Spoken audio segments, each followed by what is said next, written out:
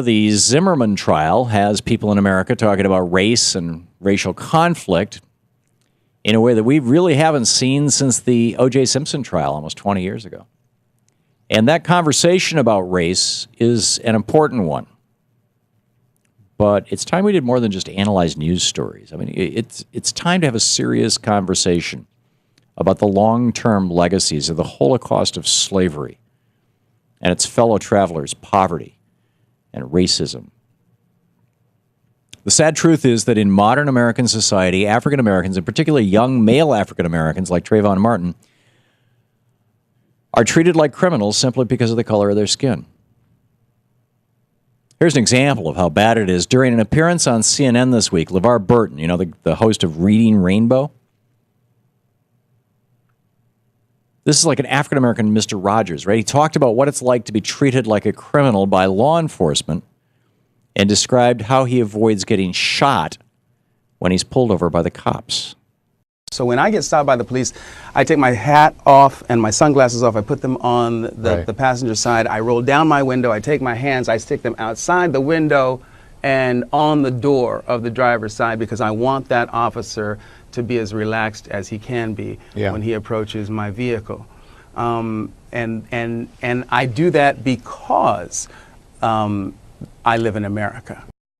That's right. The host of a children's show fears for his life every time he's pulled over for a routine traffic stop. Something that, by the way, a lot of white people have never even had happen in their lives. I doubt Captain Kangaroo or Mr. Rogers ever had to deal with something like that. If that doesn't demonstrate the lasting power of racism in American society, I don't know what does. The effect of this sort of ingrained racism cuts deep into our public policy. You don't need to look any farther than the nation's biggest city, New York, to see the evidence of it. In 2011, African Americans made up 53% of all people stopped under the NYPD's stop and frisk program, even though they only make up 23.5% of the city's population. White, Asian, and Native American New Yorkers, on the other hand, only make up 13% of stops, despite making up 47.3% of the population. If you think that's because the city's African American population is more likely to be involved in criminal activity when they're out walking around, then think again. Of the 2.3 million stops of African Americans from 2004 to 2012, 2.3 million, only 16,000 resulted in the seizures of illicit goods.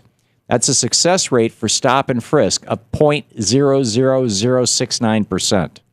Not 1%, not 1/10 of a percent, not 100th of a percent. No, 0.006 of a percent. That isn't policing. That's harassment. Last year, radio show host Joe Madison appeared on this show and told me what he told his son about how to deal with law enforcement.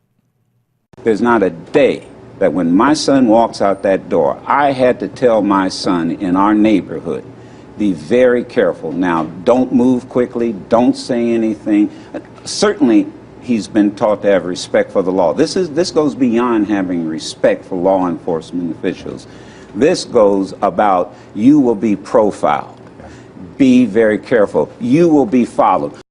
White people have never had to tell their children this. It's not easy to talk about race, and it's certainly not easy to find an easy fix to all the problems that 5 centuries of racism causes. But that conversation is necessary. And the time to start that conversation is now. We like to think of America as a beacon of democracy because every day American citizens, African Americans,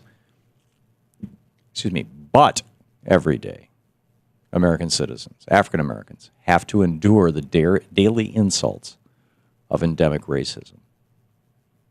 And that's just wrong. I mean, it's just plain old flat out wrong.